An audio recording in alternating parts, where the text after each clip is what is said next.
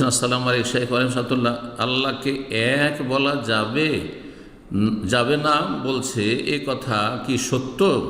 না, সত্য না, মিথ্যা কথা, কোরআন বিরোধী কথা।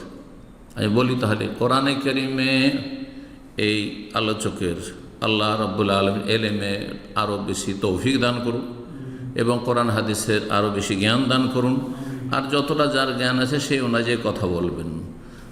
সূরা ইখলাসে রয়েছে কুল হু আল্লাহু আহাদ, আল্লাহ আহাদুন, আল্লাহর সিফাত গুণ হচ্ছে আহাদ। আহাদ মানে একক। এখন বলবে একক বলা যাবে, এক বলা যাবে না। একটি আয়াতে আহাদ, আল্লাহকে কি বলা হয়েছে? আহাদ। কিন্তু ওয়াহেদ কতগুলি আয়াতে বলা হয়েছে বলি আপনাদেরকে। ওয়াহেদ নাকেরা অনির্দিষ্ট, আল ওয়াহেদ নাই। ওয়াহেদ কোরআনে কারিমে আল্লাহকে 11টি আয়াতে বলা হয়েছে। ওয়া ইলাহুকুম ইলাহুন ওয়াহেদ, ইলাহুকুম ইলাহুম ওয়াহেদ, তোমাদের এলাহ মাবুদ হচ্ছেন এক। ওয়াহেদ মানে কি?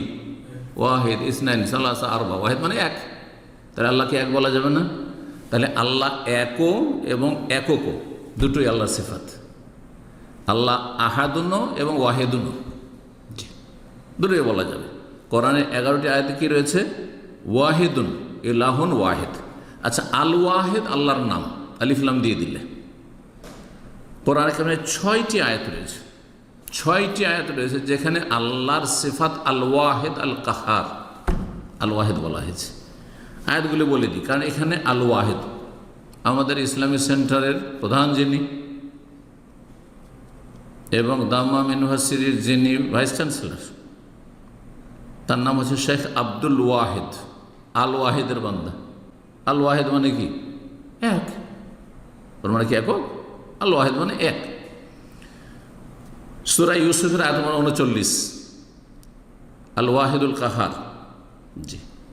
সূরা রাদের আয়াত নম্বর 16, আল ওয়াহিদুল কাহার। সবগুলিতে আল ওয়াহিদের পরে আল্লাহ নাম কাহার রয়েছে। সূরা ইব্রাহিমের আয়াত নম্বর 48, সূরা সাদের আয়াত নম্বর 65, সূরা জুমারের আয়াত নম্বর 4, সূরা গাফির যার অপর নাম হচ্ছে সূরা মুমিন আয়াত নম্বর 16।